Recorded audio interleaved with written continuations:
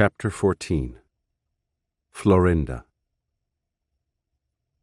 La Gorda and I were in total agreement that, by the time Zuleika had taught us the intricacies of dreaming, we had accepted the undeniable fact that the rule is a map, and that there is another awareness concealed in us, and that it is possible to enter into that awareness. Don Juan had accomplished what the rule prescribed. The rule determined that his next movement was to introduce me to Florinda, the only one of his warriors whom I had not met.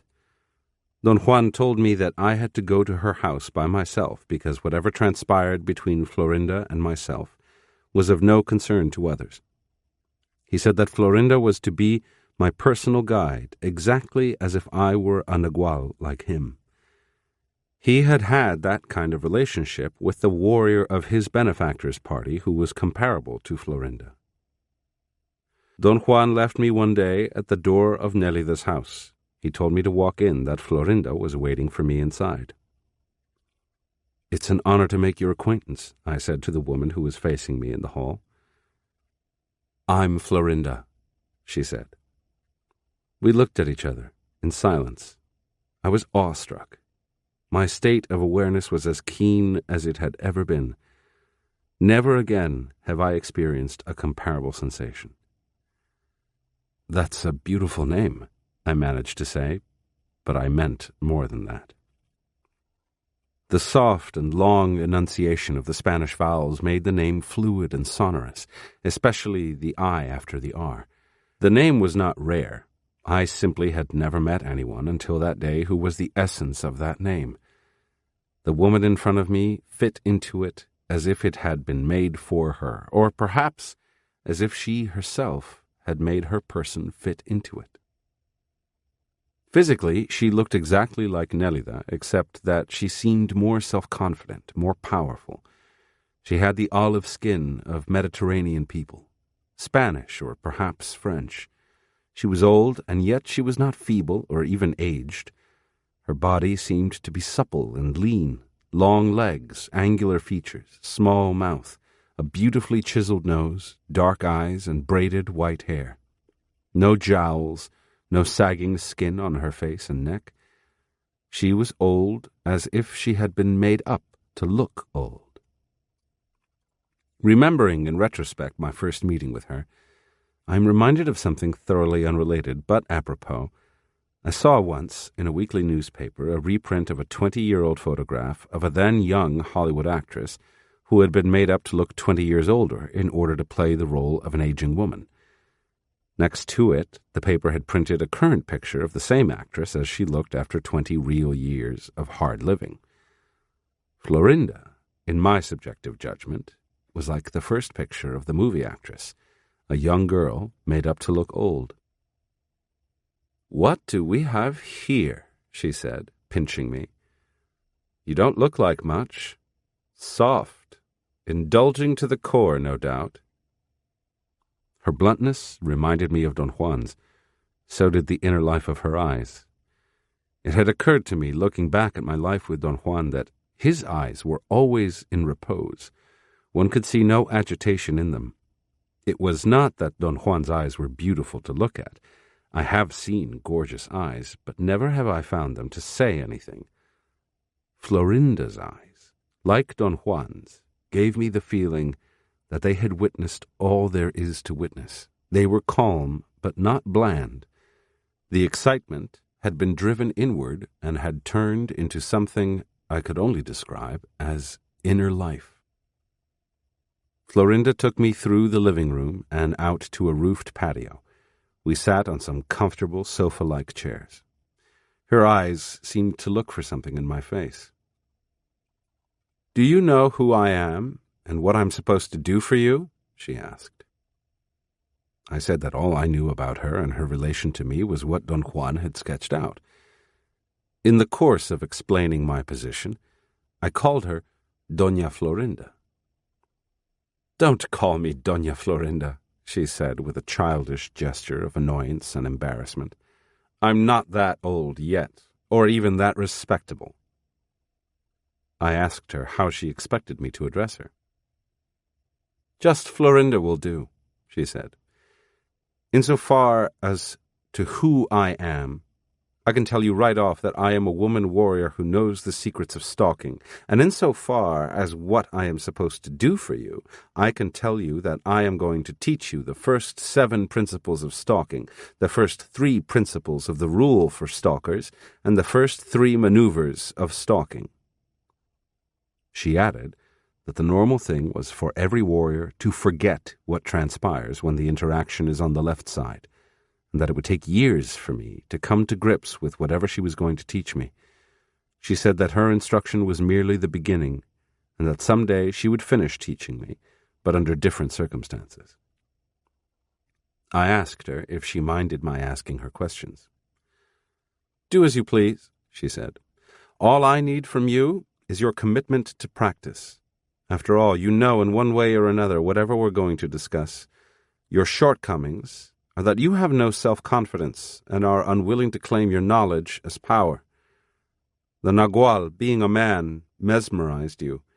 You cannot act on your own. Only a woman can liberate you from that. I will begin by telling you the story of my life, and in doing so things will become clear to you. I will have to tell it to you in bits, so you will have to come here quite often." Her apparent willingness to tell me about her life struck me as being at odds with the reticence of everyone else to reveal anything personal about themselves.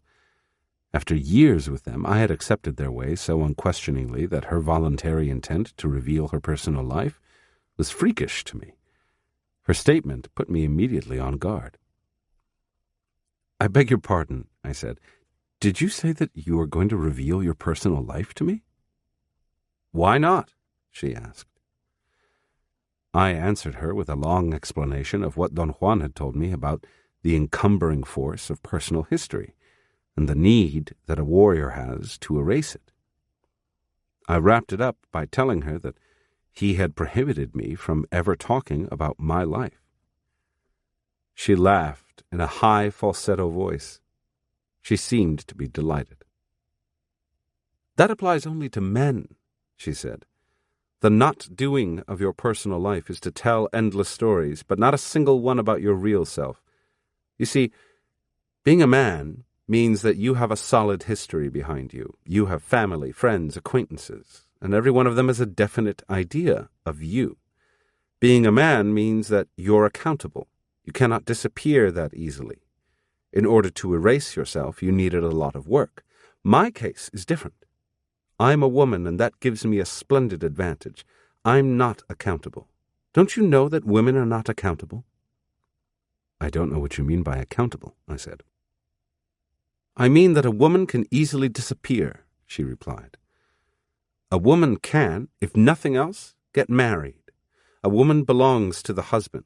In a family with lots of children, the daughters are discarded very early. No one counts on them, and chances are that some will vanish without leaving a trace. Their disappearance is easily accepted. A son, on the other hand, is something one banks on. It's not that easy for a son to slip off and vanish, and even if he does, he will leave traces behind him. A son feels guilty for disappearing. A daughter does not. When the Nagual trained you to keep your mouth shut about your personal life, he intended to help you to overcome your feeling of having done wrong to your family and friends who were counting on you one way or another.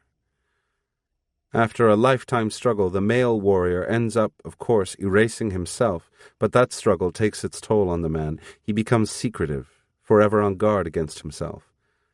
A woman doesn't have to contend with that hardship.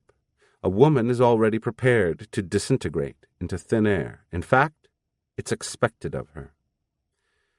Being a woman, I'm not compelled to secrecy. I don't give a fig about it.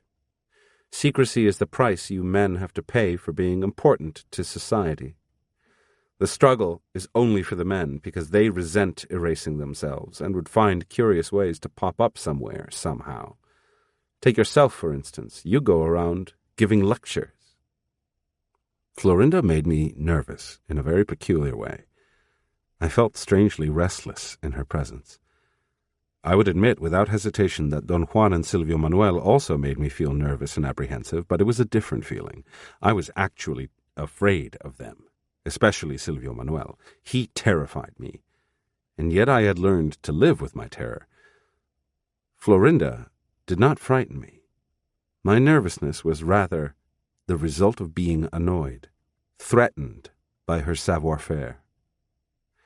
She didn't stare at me the way Don Juan or Silvio Manuel used to. They would always fix their eyes on me until I moved my face away in a gesture of submission. Florinda only glanced at me. Her eyes moved continually from thing to thing. She seemed to examine not only my eyes, but every inch of my face and body. As she talked, she would shift in quick glances from my face to my hands, or to her feet, or to the roof. "I make you ill at ease, don't I?" she asked. Her question caught me thoroughly off guard. I laughed. Her tone was not threatening at all. "You do," I said. "Oh, it's perfectly understandable," she went on. "You are used to being a man. A woman for you is something made for your benefit. A woman is stupid to you. And the fact that you're a man and the Nagual makes things even more difficult." I felt obligated to defend myself. I thought that she was a very opinionated lady, and I wanted to tell her so. I started off in great form, but petered out almost immediately upon hearing her laughter. It was a joyous, youthful laughter. Don Juan and Don Genaro used to laugh at me all the time, and their laughter was also youthful, but Florinda's had a different vibration. There was no hurry in her laughter, no pressure. "I think we'd better go inside," she said. "There shouldn't be any distractions. The Nagual Juan Matus has already taken you around, showing you the world. That was important for what he had to tell you. I have other things to talk about, which require another setting." We sat on a leather couch in a den off the patio. I felt more at ease indoors. She went right into the story of her life. She said that she had been born in a fairly large Mexican city to a well-to-do family. As she was an only child, her parents spoiled her from the moment she was born. Without a trace of false modesty, Florinda admitted that she had always been aware of being beautiful. She said that beauty is a demon that breeds and proliferates when admired. She assured me that she could say without the shadow of a doubt that that demon is the hardest one to overcome, and that if I would look around to find those who were beautiful, I would find the most wretched beings imaginable. I did not want to argue with her, yet I had the most intense desire to tell her that she was somehow dogmatic. She must have caught my feelings. She winked at me. "They are wretched. You'd better believe it," she continued. "Try them. Be unwilling to go along with their idea that they are beautiful and because of it important. You'll see what I mean." She said that she could hardly give her parents or herself full blame for her conceit. Everyone around her had conspired from her infancy to make her feel important and unique.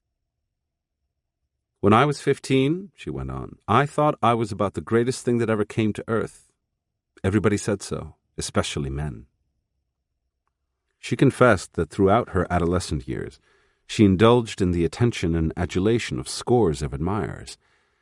At 18, she judiciously chose the best possible husband from the ranks of no less than 11 serious suitors.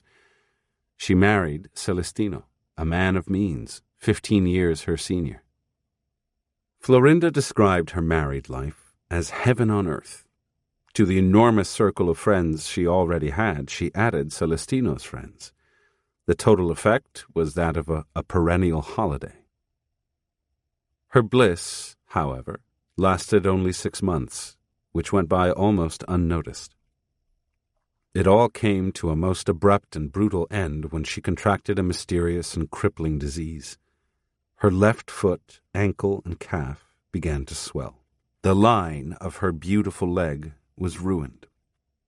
The swelling became so intense that the cutaneous tissues started to blister and burst. Her whole lower leg, from the knee down, became the site of scabs and a pestilent secretion. The skin became hard. The disease was diagnosed as elephantiasis. Doctors' attempts to cure her condition were clumsy and painful, and their final conclusion was that only in Europe were their medical centers advanced enough to possibly undertake a cure. In a matter of 3 months, Florinda's paradise had turned into hell on earth. Desperate and in true agony, she wanted to die rather than go on. Her suffering was so pathetic that one day a servant girl, not being able to bear it any longer, confessed to her that she had been bribed by Celestino's former mistress to slip a certain concoction into her food, a poison manufactured by sorcerers. The servant girl, as an act of contrition, promised to take her to a curer, a woman reported to be the only person who could counteract such a poison. Florinda chuckled, remembering her dilemma. She had been raised a devout Catholic. She did not believe in witchcraft or in Indian curers, but her pain was so intense and her condition so serious that she was willing to try anything. Celestino was deadly opposed. He wanted to turn the servant girl over to the authorities.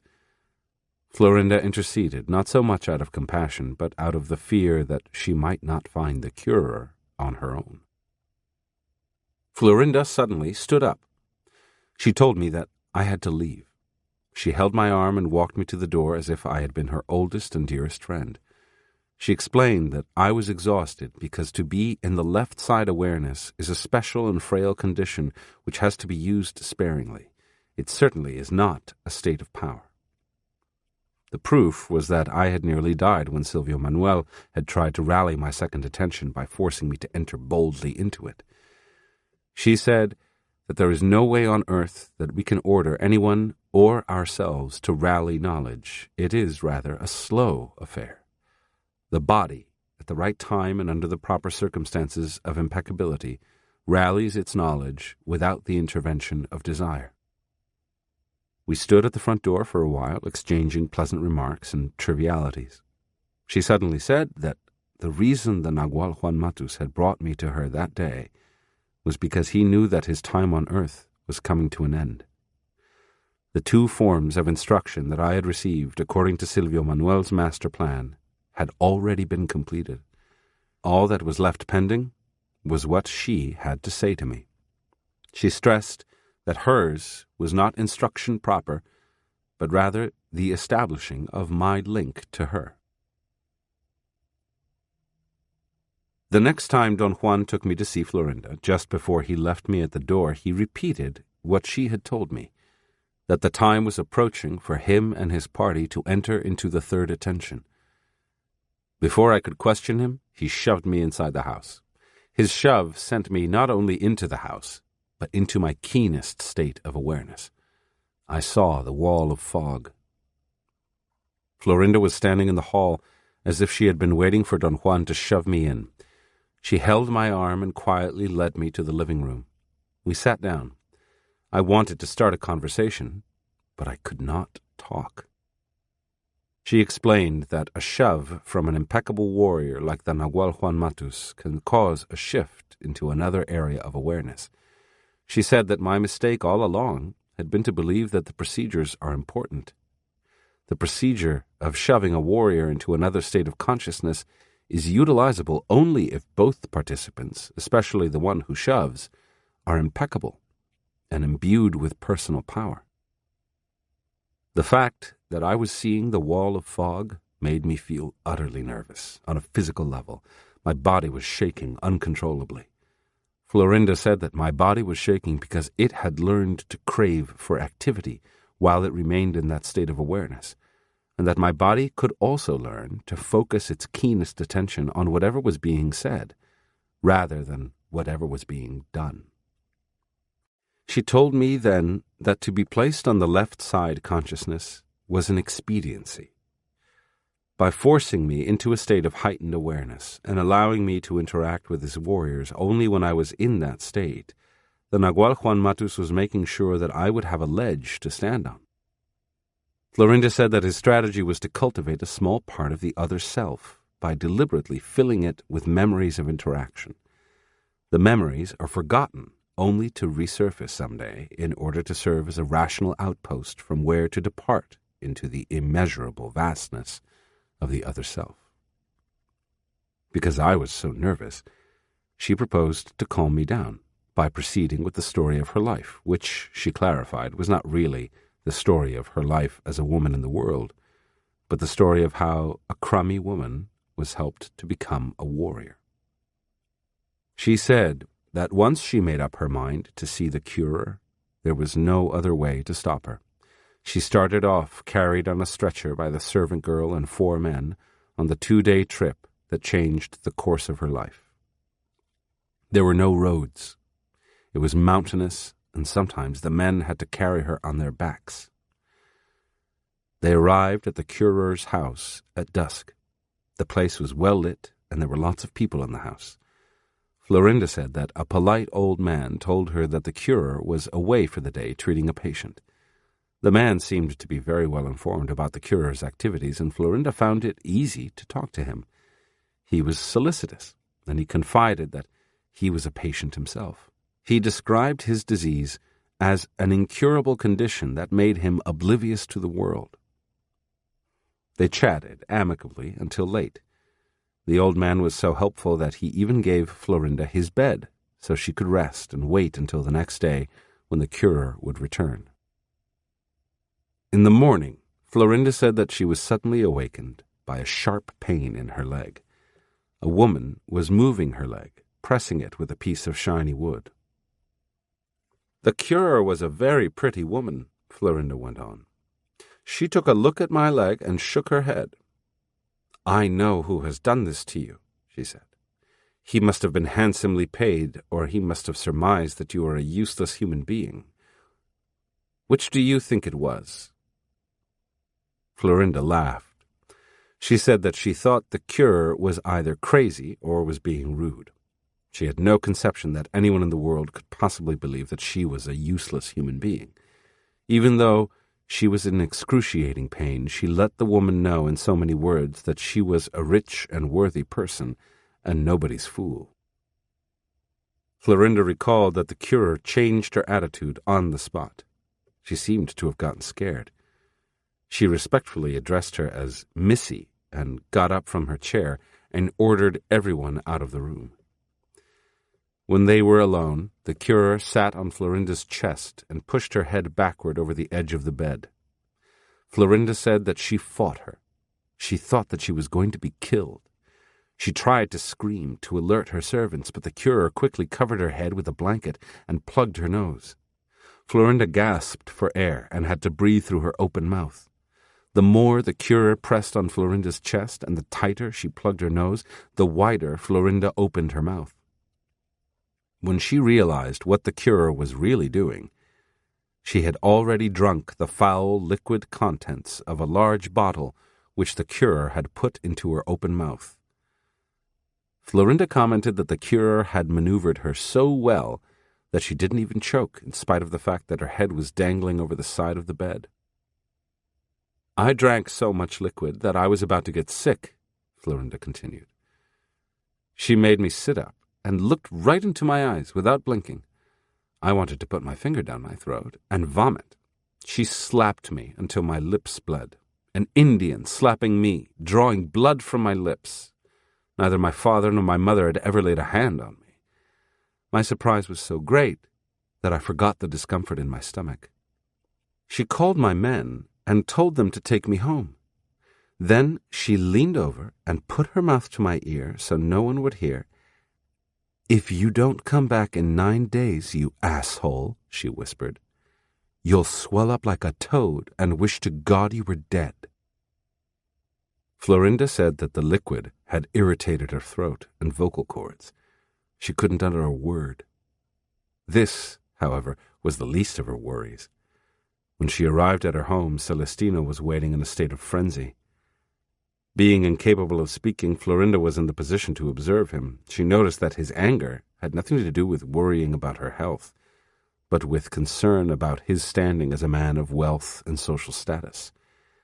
He could not bear to be seen by his influential friends as resorting to Indian curers. He was raging, shouting that he was going to take his complaint to the army headquarters, have the soldiers capture the woman curer and bring her to town to be thrashed and thrown in jail. These were not just empty threats. He actually pressed a military commander to send a patrol after the cure. The soldiers came back a few days later with the news that the woman had fled. Florinda was put at ease by her maid, who assured her that the cure would be waiting for her if she cared to go back. Although the inflammation of her throat persisted to the point that she couldn't eat solid food and could barely swallow liquids, Florinda could hardly wait for the day when she was supposed to go back to see the curer. The medicine had eased the pain in her leg. When she let Celestino know her intentions, he became furious enough to round up some help in order to put an end to the nonsense himself. He and 3 of his trusted men went on horseback ahead of her. Florinda said that when she arrived at the curer's house, she expected to find her perhaps dead, but instead she found Celestino sitting alone. He had sent his men to 3 different places in the vicinity with orders to bring back the curer by force if necessary. Florinda saw the same old man she had met before. He was trying to calm her husband down, assuring him that any one of his men would be back shortly with the woman. As soon as Florinda was placed on a cot in the front porch, the curer stepped out of the house. She began to insult Celestino, calling him names, yelling obscenities at him, until she got him so angry that he rushed to strike her. The old man held him back and begged him not to hit her. He implored on his knees, pointing out that she was an old woman. Celestino was unmoved. He said that he was going to horsewhip her, regardless of her age. He advanced to grab her, but was stopped cold. 6 awesome-looking men came out from behind the bushes, wielding their machetes. Florinda said that fear froze Celestino to the spot. He was ashen. The curer came to him and told him that either he would meekly let her whip him on the buttocks, or her helpers would hack him to pieces. As proud a man as he was, he bent over meekly to be whipped. The curer had reduced him in a few moments to a helpless man. She laughed in his face. She knew that he was pinned down, and she let him sink. He had walked into her trap, like the careless fool that he was, drunk with his own inflated ideas about his worth. Florinda looked at me and smiled. She was quiet for a while. The first principle of the art of stalking is that warriors choose their battleground, she said. A warrior never goes into battle without knowing what their surroundings are. The woman curer had shown me, through her battle with Celestino, the first principle of stalking. Then she came over to where I was lying down. I was crying. That was the only thing I could do. She seemed concerned. She tucked my blanket around my shoulders and smiled and winked at me. "The deal is still on, asshole," she said. "Come back as soon as you can if you want to live. But don't bring your master with you, you little whore. Come only with those who are absolutely necessary." Florinda fixed her eyes on me for a moment.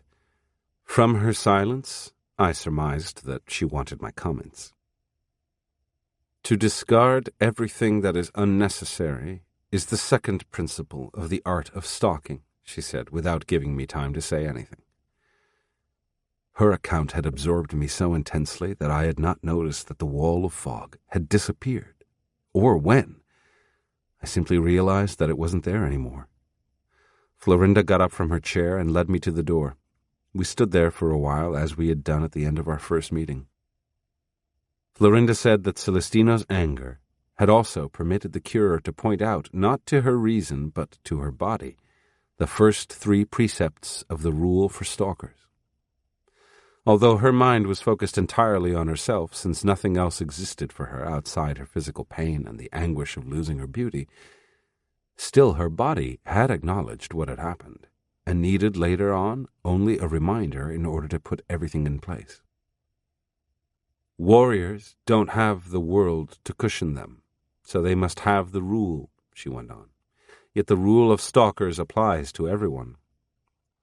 Celestino's arrogance was his undoing and the beginning of my instruction and liberation. His self-importance, which was also mine, forced us both to believe that we were above practically everybody. The Curer brought us down to what we really are. Nothing. The first precept of the rule is that everything that surrounds us is an unfathomable mystery. The second precept of the rule is that we must try to unravel these mysteries, but without ever hoping to accomplish this. The third, that a warrior, aware of the unfathomable mystery that surrounds him and aware of his duty to try to unravel it, takes his rightful place among mysteries and regards himself as one. Consequently, for a warrior, there is no end to the mystery of being, whether being means being a pebble or an ant or oneself. That is a warrior's humbleness. One is equal to everything. There was a long and forced silence. Florinda smiled, playing with the tip of her long braid. She said that I had had enough. The third time I went to see Florinda, Don Juan didn't leave me at the door, but walked in with me. All the members of his party were congregated in the house, and they greeted me as if I were returning home from a long trip.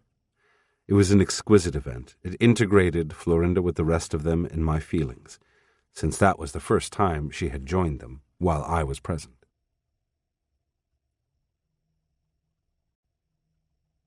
The next time I went to Florinda's house, Don Juan unexpectedly shoved me, as he had done before. My shock was immense. Florinda was waiting for me in the hall. I had entered instantly into the state where the wall of fog is visible.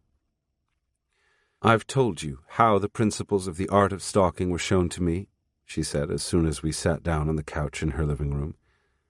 "Now you must do the same for me. How did the Nagual Juan Matus show them to you?" I told her that I couldn't remember offhand. I had to think about it, and I couldn't think. My body was frightened. "Don't complicate things," she said in a tone of command. "Aim at being simple. Apply all the concentration you have to decide whether or not to enter into battle, for any battle is a battle for one's life. This is the third principle of the art of stalking. A warrior must be willing and ready to make his last stand here and now, but not in a helter-skelter way." I simply could not organize my thoughts. I stretched my legs and lay down on the couch. I took deep breaths to relax my midsection, which seemed to be tied in knots. "Good," Florinda said. "I see that you're applying the fourth principle of the art of stalking. Relax. Abandon yourself. Fear nothing. Only then will the powers that guide us open the road and aid us. Only then." I struggled to remember how Don Juan had shown me the principles of the art of stalking. For some inexplicable reason, my mind refused to focus on my past experience. Don Juan was so vague a memory. I stood up and began to look around. The room we were in was exquisitely arranged. The floor was made up of large, buff-colored tiles. Excellent craftsmanship had been involved in laying it. I was about to examine the furniture. I moved toward a beautiful dark brown table. Florinda jumped to my side and shook me vigorously. "You've correctly applied the fifth principle of the art of stalking," she said. "Don't let yourself wander away." "What is the fifth principle?" I asked. "When faced with odds that cannot be dealt with, warriors retreat for a moment," she said. "They let their minds meander. They occupy their time with something else. Anything would do. You've done just that, but now that you've accomplished it, you must apply the sixth principle. Warriors compress time. Even an instant counts. In a battle for your life, a second is an eternity that may decide the outcome.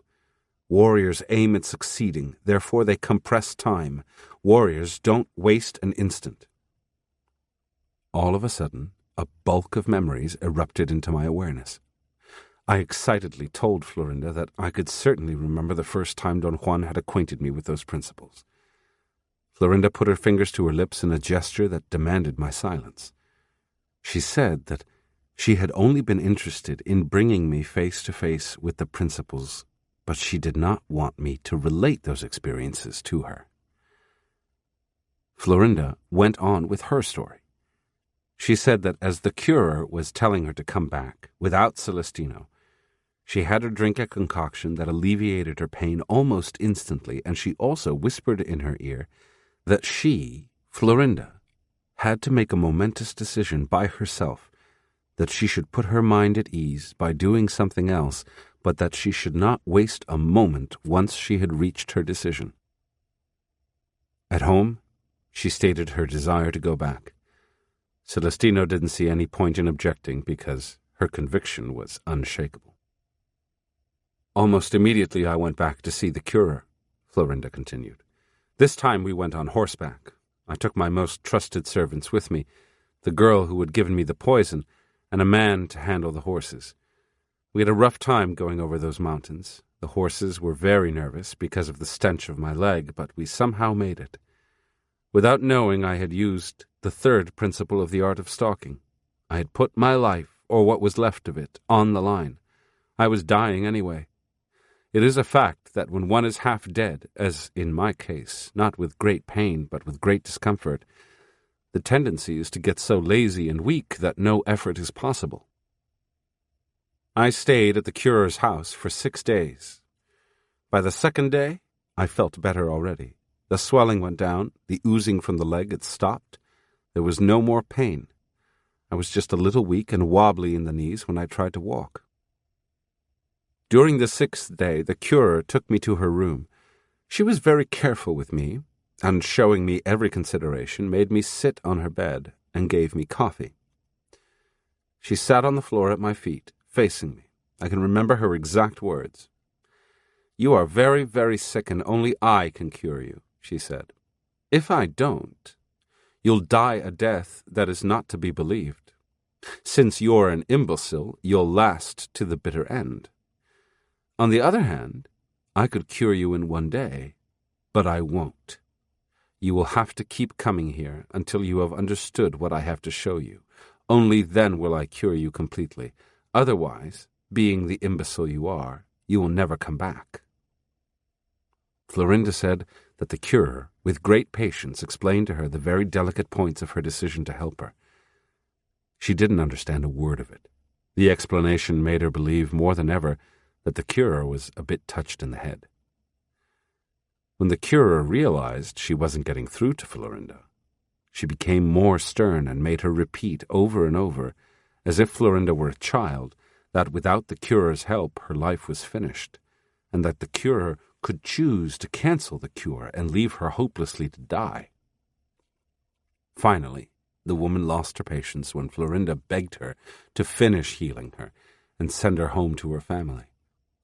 She picked up a bottle containing the medicine and smashed it on the ground and told Florinda that she was through with her.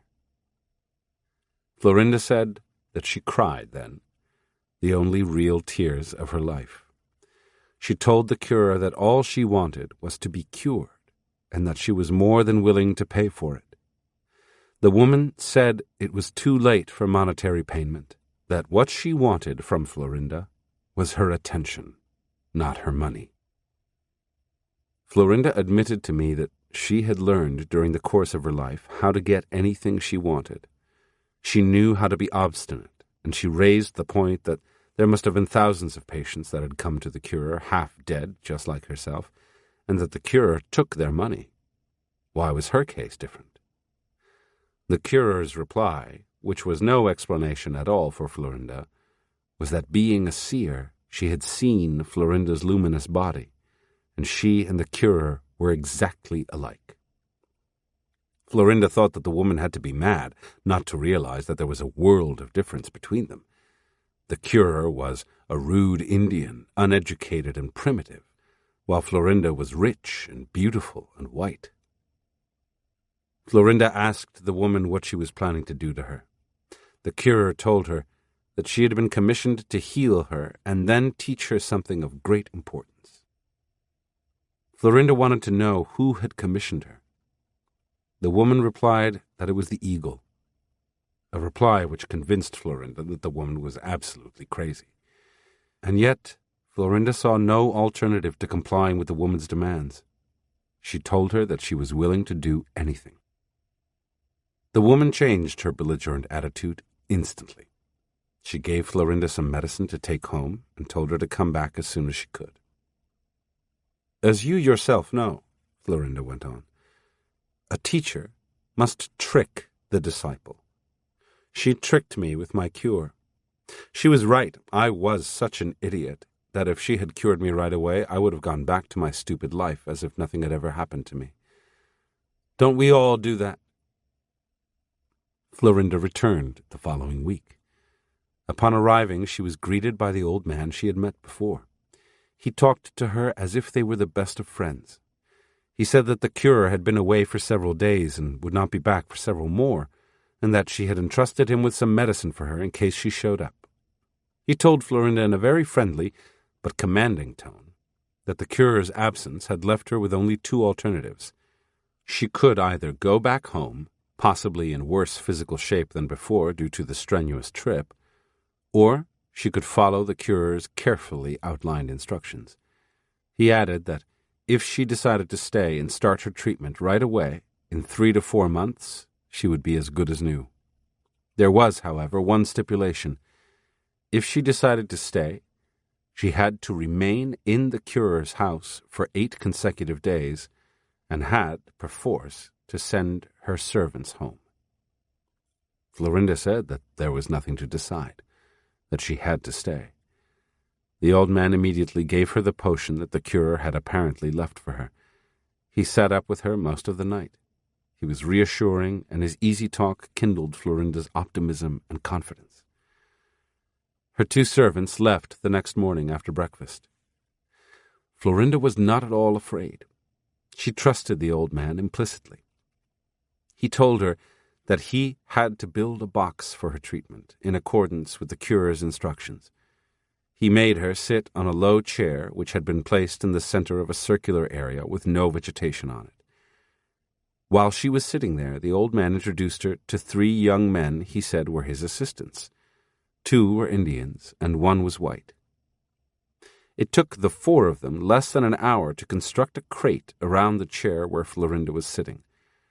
When they were finished, Florinda was encased snugly inside a crate, which had a lattice top to allow for ventilation. One of its sides was hinged in order to serve as a door. The old man opened the door and helped Florinda to step out of it. He took her to the house and asked her to help him prepare her medicine in order to have it handy for the time when the curer would return. Florinda was fascinated with the way he worked. He made a potion out of plants with a pungent odor and prepared a bucket of a hot liquid. He suggested that for her comfort she should immerse her leg in the bucket, and if she felt like it, she should drink the concoction he had prepared before it lost its potency. Florinda obeyed him unquestioningly.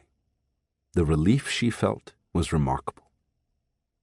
The old man then assigned her a room to herself and had the young men put the crate inside the room. He told her that it might be days before the curer would show up. In the meantime, she had to follow meticulously all the instructions left for her. She agreed with him, and he produced a list of tasks. They included a great deal of walking in order to collect the medicinal plants needed for her potions, and her assistance in their actual preparation. Florinda said that she spent 12 days there instead of 8, because her servants were late due to torrential rains. It wasn't until the 10th day that she discovered that the woman had never left, and that the old man was actually the real curer. Florinda laughed, describing her shock. The old man had tricked her into actively participating in her own cure. Furthermore, under the pretext that the curer demanded it, he put her inside the crate daily for at least 6 hours in order to fulfill a specific task he had called the Recapitulation. At that point in her account, Florinda scrutinized me and concluded that I had had enough and that it was time for me to leave. On our next meeting, she explained that the old man was her benefactor, and that she was the first stalker that the women of her benefactor's party had found for the Nagual Juan Matus. But none of that was known to her then. Even though her benefactor made her shift levels of awareness and revealed this to her, it was to no avail. She had been raised to be beautiful, and that had created a shield around her so impenetrable that she was impervious to change. Her benefactor concluded that she needed time. He devised a plan to draw Celestino to Florinda's battleground. He made her see things about Celestino's personality that she herself knew to be true, but had not had the courage to face on her own. Celestino was very possessive of everything he owned. His wealth in Florinda ranked high among his possessions. He had been forced to swallow his pride over his humiliation at the hands of the curer because the curer was cheap and Florinda was actually recuperating. He was biding his time, waiting for a moment when the cure would be complete in order to seek revenge. Florinda said that her benefactor told her that the danger was that her complete recovery was going to be too quick, and Celestino would decide, since he made all the decisions in the house, that there was no longer any need for Florinda to see the curer. Her benefactor then gave her a potion to apply on her other leg. The unguent was terribly pungent and produced an irritation on the skin that resembled the spreading of the disease. Her benefactor advised her to use the unguent every time she wanted to come back to see him, even though she didn't need a treatment. Florinda said that it took a year to be cured.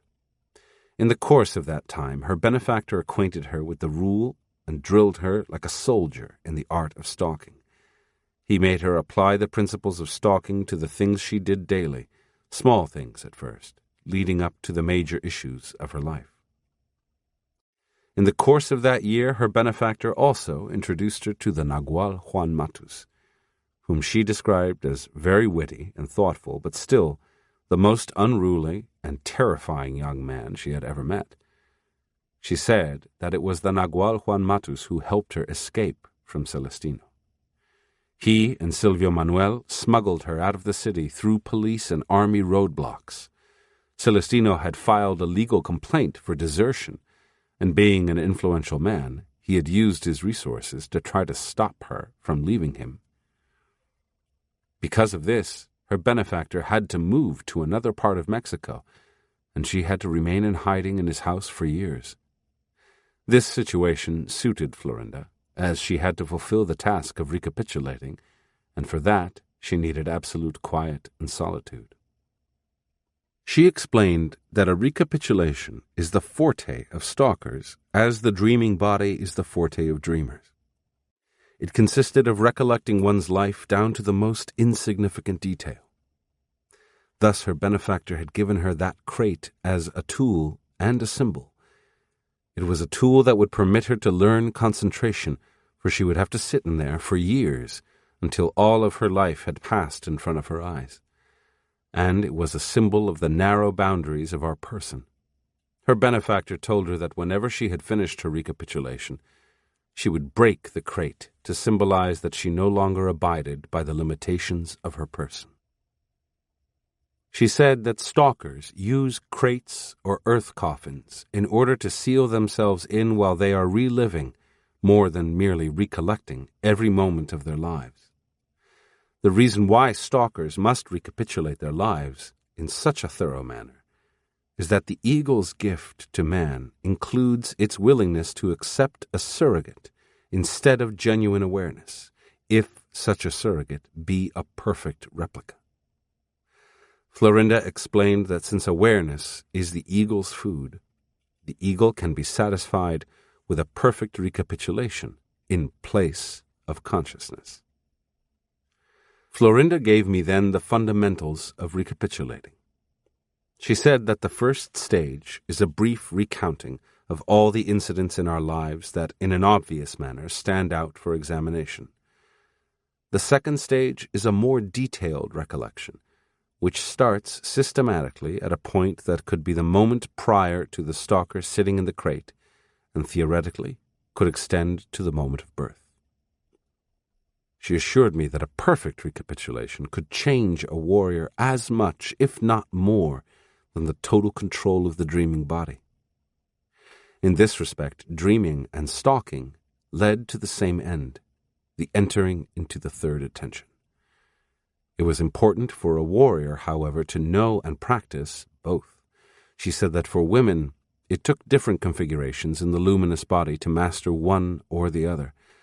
Men, on the other hand, could do both with a degree of ease, yet they could never get to the level of proficiency that the women attained in each art. Florinda explained that the key element in recapitulating was breathing. Breath for her was magical because it was a life-giving function.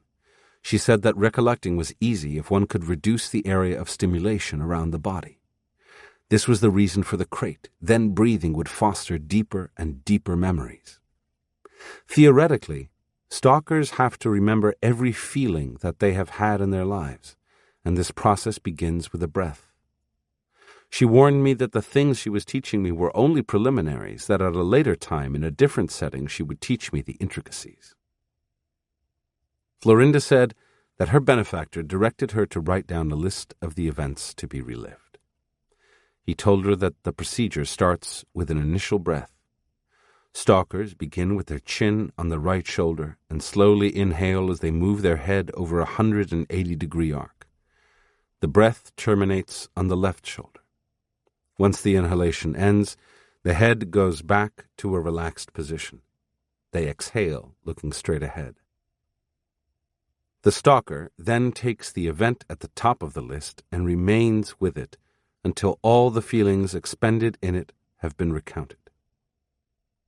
As stalkers remember the feelings they invested in, whatever it is that they are remembering, they inhale slowly, moving their heads from the right shoulder to the left. The function of this breathing is to restore energy.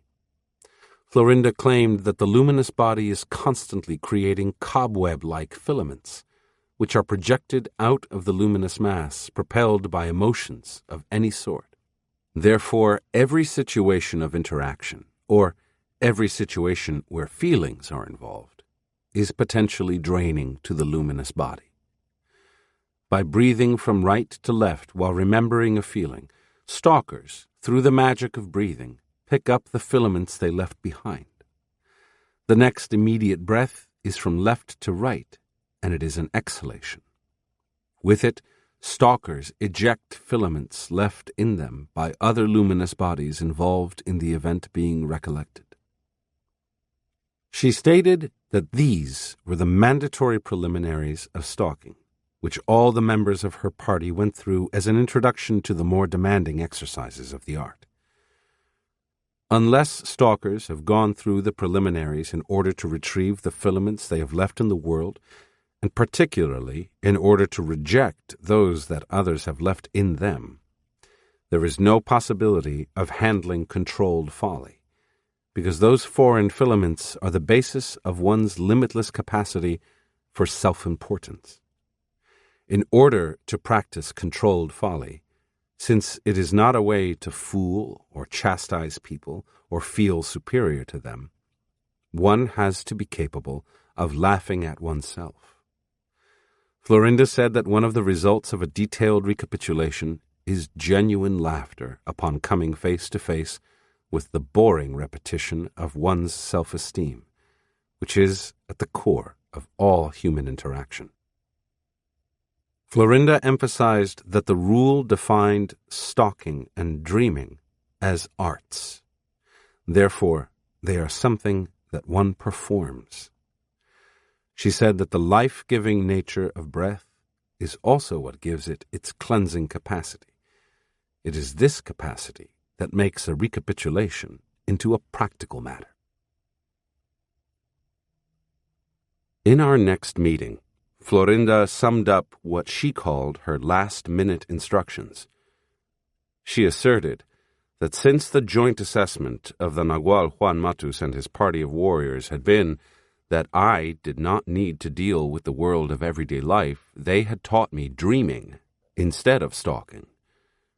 She explained that this assessment had been radically modified, and that they had found themselves in an awkward position. They did not have any more time to teach me stalking. She had to stay behind, on the periphery of the third attention, in order to fulfill her assignment at a later time when I would be ready. On the other hand, if I were to leave the world with them, she was exonerated from that responsibility. Florinda said that her benefactor considered the 3 basic techniques of stalking, the crate, the list of events to be recapitulated, and the stalker's breath, to be about the most important tasks a warrior can fulfill. Her benefactor thought that a profound recapitulation is the most expedient means to lose the human form. Thus it is easier for stalkers, after recapitulating their lives, to make use of all the not-doings of the self, such as erasing personal history, losing self-importance, breaking routines, and so forth.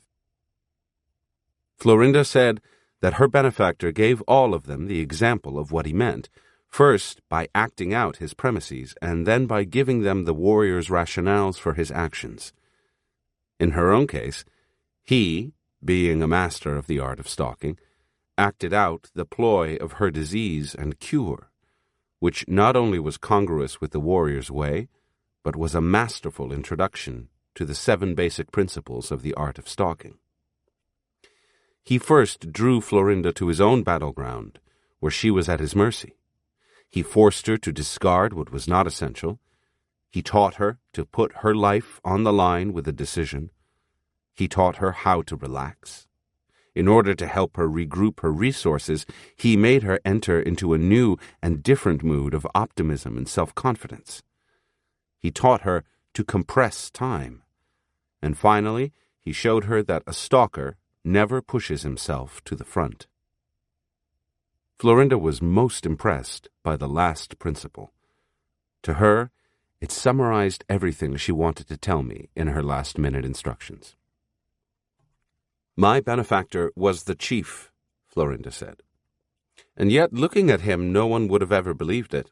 He always had one of his female warriors as a front, while he freely mingled with the patients, pretending to be one of them. Or he posed as an old fool who was constantly sweeping dry leaves with a handmade broom. Florinda explained that in order to apply the 7th principle of the art of stalking, one has to apply the other 6. Thus, her benefactor was always looking on from behind the scenes. Thanks to that, he was capable of avoiding or parrying conflicts. If there was strife, it was never directed toward him, but toward his front, the female warrior. I hope that you have realized by now, she went on, that only a master stalker can be a master of controlled folly. Controlled folly doesn't mean to con people. It means, as my benefactor explained it, that warriors apply the 7 basic principles of the art of stalking to whatever they do, from the most trivial acts to life-and-death situations. Applying these principles brings about 3 results. The first is that stalkers learn never to take themselves seriously. They learn to laugh at themselves. If they're not afraid of being a fool, they can fool anyone.